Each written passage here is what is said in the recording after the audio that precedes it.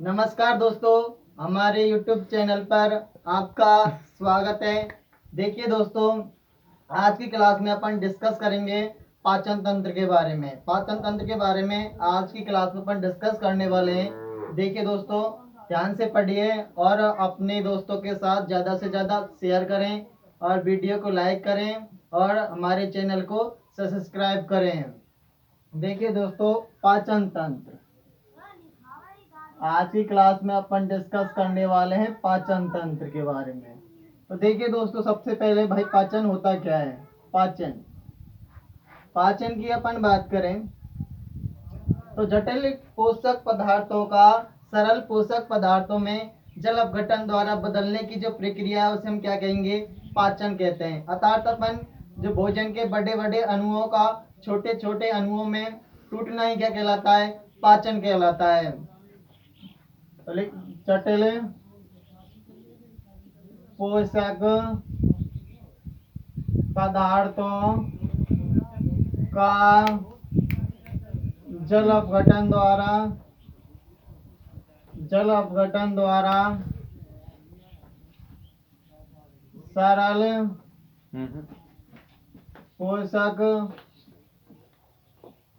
पदार्थों में बदलने की प्रक्रिया पाचन कहलाती है। पाचन कहलाती है। जटिल पोषक पदार्थों का जल अपघटन द्वारा सरल पोषक पदार्थों में बदलने की प्रक्रिया क्या कहलाती है, पाचन कहलाती है। अर्थात दोस्तों अपन ऐसे बोल सकते हैं, भोजन के बड़े बड़े अणुओं का छोटे छोटे अणुओं में टूटना क्या कहलाता है, पाचन कहलाता है। तो देखिए दोस्तों, वह विज्ञान जिसके अंतर्गत पाचन का अध्ययन किया जाता है उसे अपन गैस्ट्रोलॉजी बोलते हैं। क्या बोलते हैं, गैस्ट्रोलॉजी। वह विज्ञान की शाखा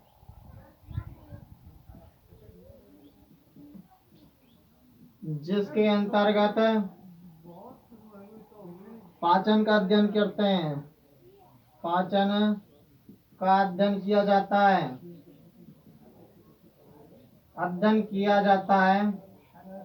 क्या कहलाती है, गैस्ट्रोलॉजी कहलाती है। गैस्ट्रोलॉजी लॉजी के अंतर्गत अपन पाचन का अध्ययन करते हैं। पाचन का अध्ययन क्या कहलाता है, गैस्ट्रोलॉजी कहलाता है।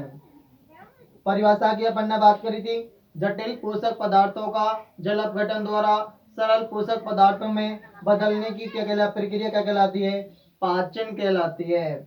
विज्ञान की वह शाखा जिसके अंतर्गत पाचन का अध्ययन किया जाता है वह क्या कहलाती है, गैस्ट्रोलॉजी कहलाती है। अपन अब पाचन की जांच के बारे में अध्ययन करते हैं। देखिए दोस्तों, पाचन की जांच को क्या कहते हैं।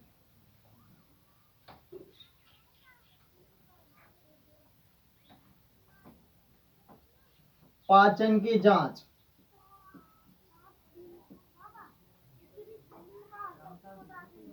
पाचन की जांच कहलाती है एंडोस्कोपी।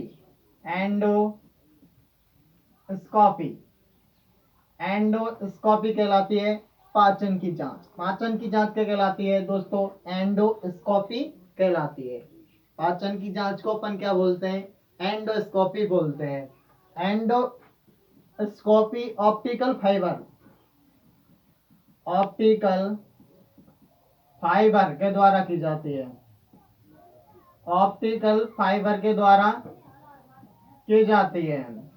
जो पाचन की जांच होती है एंडोस्कोपी, वह ऑप्टिकल फाइबर के द्वारा की जाती है।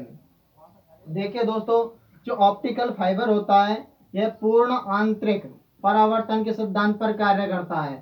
पूर्ण आंतरिक परावर्तन के सिद्धांत पर कार्य करता है।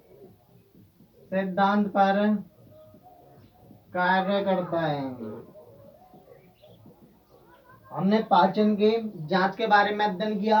पाचन की जांच को क्या कहते हैं, एंडोस्कोपी। ध्यान रखना दोस्तों, पाचन की जांच को क्या कहेंगे? एंडोस्कोपी। जो ऑप्टिकल फाइबर के द्वारा की जाती है, हिंदी में से प्रकाश तंतु बोलते हैं, प्रकाश तंतु। हिंदी में से क्या बोला जाता है? प्रकाश तंतु बोला जाता है। पाचन की जांच एंडोस्कोपी जो प्रकाश तंतु या ऑप्टिकल फाइबर के द्वारा की जाती है। जो ऑप्टिकल फाइबर होता है यह पूर्ण आंतरिक परावर्तन के सिद्धांत पर कार्य करता है। पूर्ण आंतरिक परावर्तन के सिद्धांत पर कार्य करता कौन? एंड प्रकाश तंतु या ऑप्टिकल फाइबर। आगे अपन बात करें पाचन की।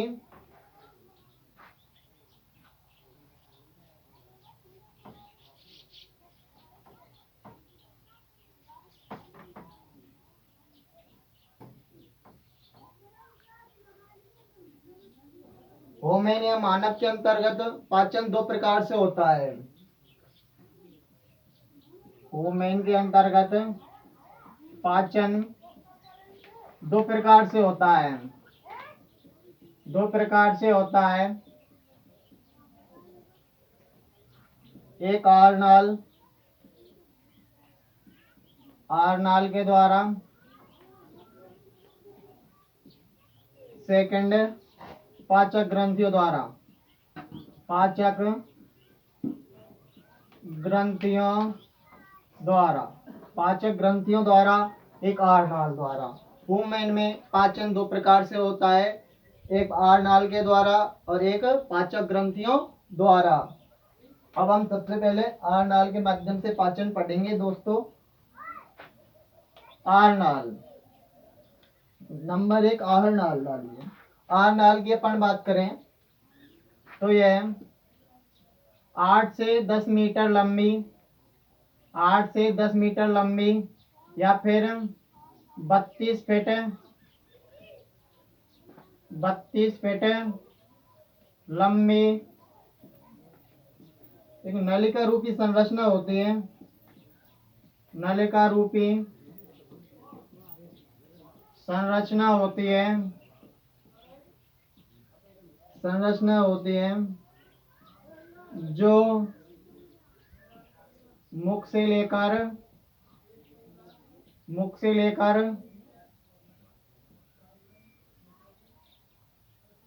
गोदा तक फैली हुई होती है।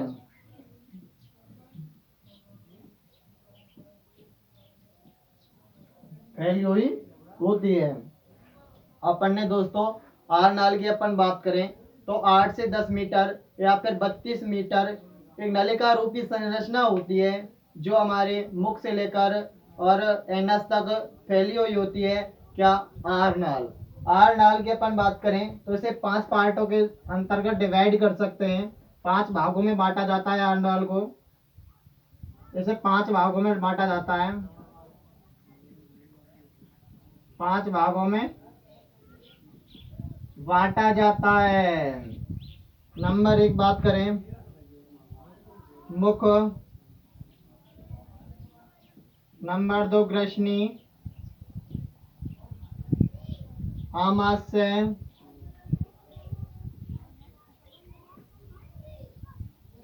नंबर 4 छोटी आंत, नंबर 5 बड़ी आंत। अपन इसे 5 पार्टों के अंतर्गत डिवाइड कर सकते हैं। आरनाल की हमने बात करी थी।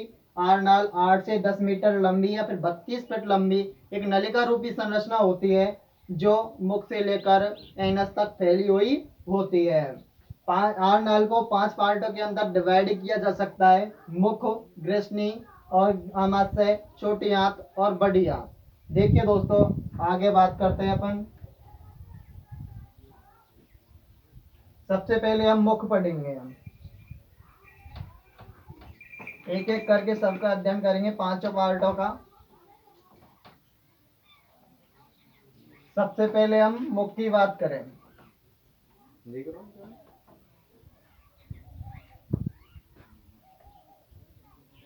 नंबर 1 मुख या माउथ। मुख या माउथ की अपन बात करें तो पाचन का जो प्रारंभिक अंग होता है वो कौन क्या होता है? मुख होता है। भोजन का जो पाचन शुरू होता है वो हमारे मुख से ही शुरू हो जाता है। तो ये पाचन का प्रारंभिक अंग कहलाता है। पाचन का प्रारंभिक अंग, प्रारंभिक अंग कहलाता है।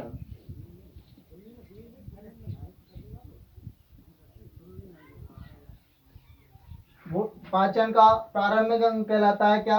मुख। अपन और बात करें इसकी, तो जो मुख में पाचन होता है वो स्टार्च के रूप में होता है। मुख में पाचन स्टार्च के रूप में होता है।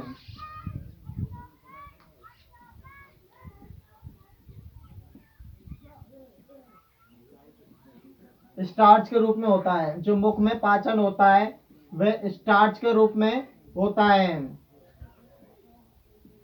मुख के अंतर्गत हम 3 संरचना में डिवाइड कर सकते हैं।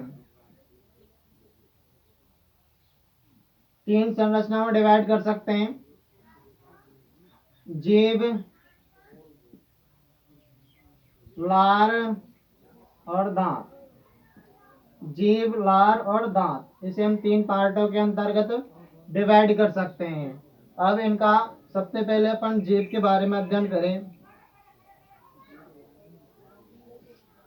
जीभ की बात करें तो जीभ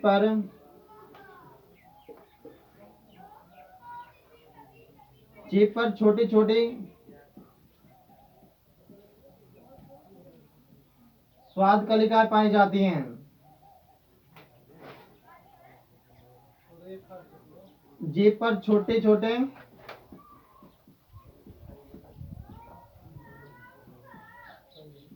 छिद्र पाए जाते हैं जिन्हें स्वाद कलिका कहते हैं। स्वाद कलिका कहते हैं। हमारी जीभ पर छोटे छोटे छिद्र पाए जाते हैं जिन्हें हम क्या कहते हैं? स्वाद कलिका या स्वादांकुर कहते हैं, जो हमें भोजन के स्वाद का एहसास कराते हैं। भोजन के स्वाद का एहसास कराते हैं स्वाद कलिका या फिर स्वादांकुर। जो हमारे जीभ पर छोटे छोटे छिद्र पाए जाते हैं ये हमें स्वाद का एहसास कराते हैं। तो देखिए दोस्तों, अपने मुख की बात करी थी। भोजन का प्रारंभिक अंग कौन कहलाता है? मुख कहलाता है। अर्थात जो भोजन का पाचन शुरू मुख से ही हो जाता है। और अपन और बात करें, मुख में जो पाचन होता है वह स्टार्च के रूप में होता है। मुख में जो पाचन होता है वह स्टार्च के रूप में होता है। और मुख के अंतर्गत 3 संरचनाएं पाई जाती हैं, जीभ, लार और दांत, जो पाचन में सहायक होती हैं। जीभ की अपन बात करें तो हमारी जीभ पर छोटे छोटे छिद्र पाए जाते हैं जिन्हें स्वादांकुर या स्वाद कलिका कहते हैं, जो हमें भोजन के स्वाद का एहसास कराते हैं। जो हमें भोजन के स्वाद का एहसास कराते हैं। कौन? स्वाद कलिका या फिर स्वादांकुर। क्या? स्वादांकुर। स्वादांकुर। जो स्वादांकुर या स्वाद कलिकाएं होती हैं ये हमें भोजन में स्वाद का एहसास कराते हैं। एहसास कराते हैं।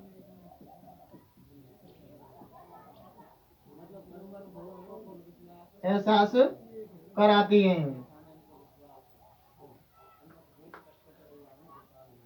देखिए दोस्तों, जीभ की अपन बात करी थी। छोटे छोटे छिद्र पाए जाते हैं जिन्हें स्वादांकुर या स्वादी कलिका कहते हैं, जो हमें भोजन के स्वाद का एहसास कराते हैं। आगे अपन बात करें,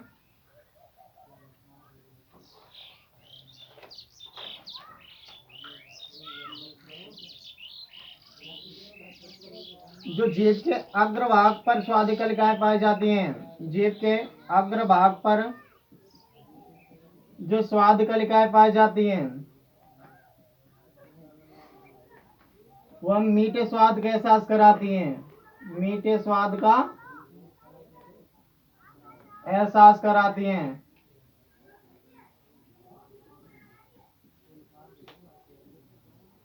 जीभ के जो अग्रभाग पर जो स्वाद कलिकाएं पाई जाती हैं, जो हमारी जीभ पर आगे की तरफ या जो अग्रभाग पर जो स्वाद कलिकाएं होती हैं वो हमें मीठे स्वाद का एहसास कराती हैं। और जीभ के जो पश्च भाग पर होती हैं, जीभ के पश्च भाग पर जो स्वाद कलिकाएं पाई जाती हैं वह हमें कड़वे स्वाद का एहसास कराती हैं। कड़वे स्वाद का एहसास कराती हैं, एहसास कराती हैं। और जीभ के जो ऊपरी भाग पर होती हैं, ऊपरी भाग पर जो स्वादी कलिकाएं पाई जाती हैं, स्वादी कलिकाएं पाई जाती हैं वह हमें नमकीन टाइप के स्वाद का अनुभव कराती हैं। नमकीन टाइप के स्वाद का अनुभव कराती हैं, एहसास कराती हैं, अनुभव कराती हैं।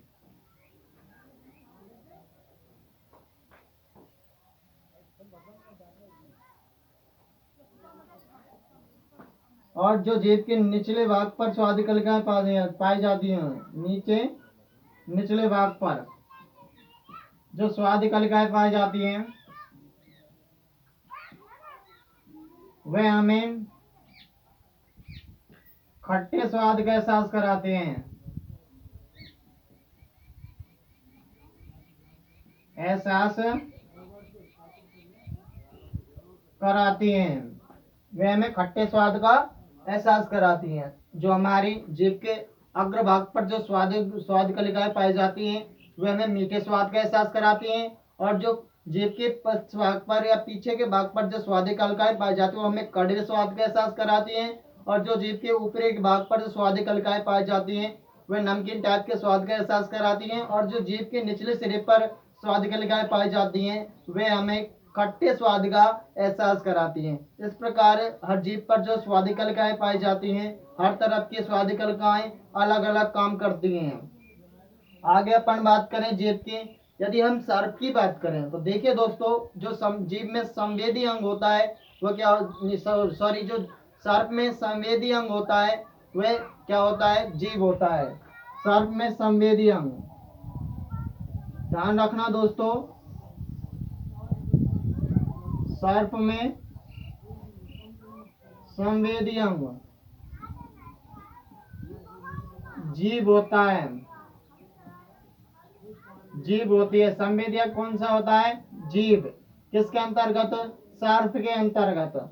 आगे और अपन बात करें, देखिए दोस्तों, कुत्ता बार बार जीभ को निकालता है, इसका कारण क्या है, इसका कारण यह है कि कुत्ता अपने शरीर की टेम्परेचर को या ऊष्मा को नियंत्रण करने के लिए, नियंत्रित या फिक्स रखने के लिए ऐसा करता है। वह अपने शरीर की ऊष्मा को कम करता है, इसलिए वह कुत्ता अपनी जीभ को बार बार बाहर निकालता है। कुत्ता अपनी जीभ को बार बार बाहर निकालता है अपने शरीर की ऊष्मा को कम करने के लिए। Dot number 2, dot number first, dot number अपन सेकंड की बात करें, डॉट नंबर सेकंड की अपन बात करें, कुत्ता जीभ को बार बार बाहर निकालता है,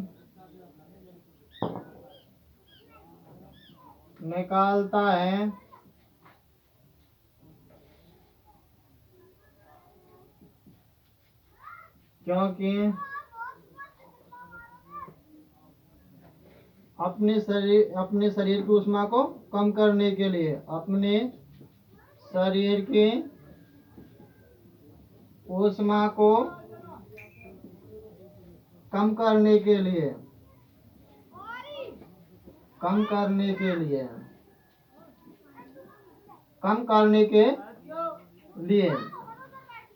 कुत्ता अपनी जीभ को बार बार बाहर निकालता है, क्योंकि वह अपने शरीर की ऊष्मा को नियंत्रित रख सके या अपने शरीर की ऊष्मा को कम करने के लिए कुत्ता अपनी जीभ को बार बार बाहर निकालता है।